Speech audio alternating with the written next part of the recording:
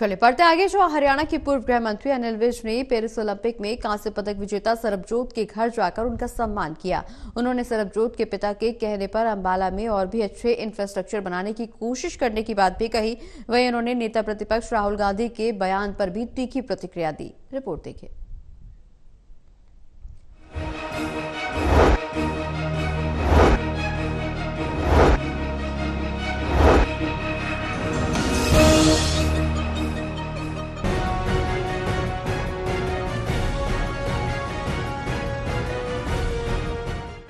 हरियाणा के पूर्व गृह मंत्री अनिल विज ने पेरिस ओलंपिक में कांस्य पदक विजेता सरबजोत के घर पहुंचे और वहां जाकर उन्होंने सरबजोत को सम्मानित किया। इसके साथ ही पंजाबी में बोली पाकर ढोल की थाप पर डांस भी किया। इस मौके पर उनके साथ बीजेपी के कार्यकर्ता और सरबजोत मौजूद रहे। उन्होंने मीडिया से बात करते हुए कहा कि ये फख्र की बात है कि अंबाला का बच्चा पेरिस ओलंपिक में कांस्य पदक जीत कर आया है।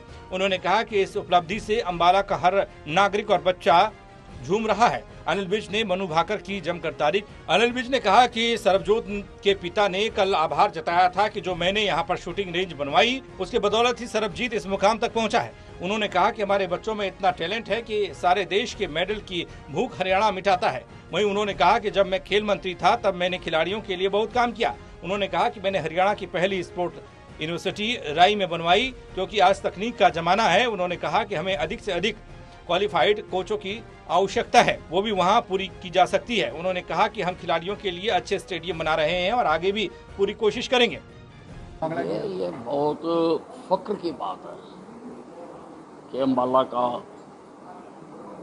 खिलाड़ी ओलंपिक में, पेरिस ओलंपिक में शूटिंग में मेडल लेकर आया है। ये अंबाले का, हरियाणा का, देश का मान तो है ही, परंतु अंबाला में ये जो उपलब्धि आई है, अंबाला का हर नागरिक, बच्चा बच्चा झूम रहा है, गा रहा है, नाच रहा है। बिल्कुल मनु भाकर ने बहुत अच्छा प्रदर्शन किया है। 2 मेडल वो पहले ले चुकी है। नेता प्रतिपक्ष राहुल गांधी का दावा है कि उनके खिलाफ ईडी की रेड की तैयारी है।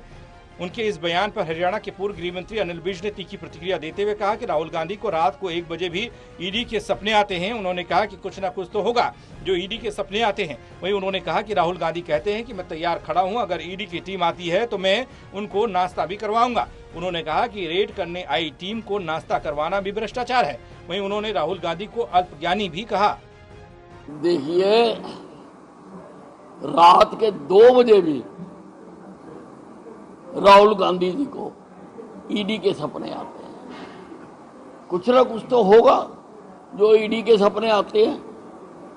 और उन्होंने कहा कि मैं तैयार खड़ा हूं, अगर ईडी की टीम आएगी तो मैं उसको लजीज नाश्ता करवाऊंगा।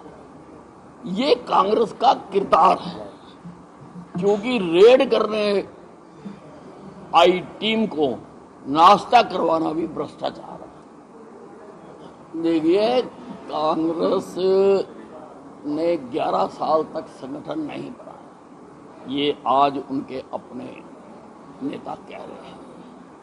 तो क्या इसको पार्टी का दर्जा दिया जा सकता है? पार्टी के लिए नियमित तौर पर चुनाव करवाना आवश्यक होता है। कोई भी संस्था हो, उसके चुनाव कराना आवश्यक होता है।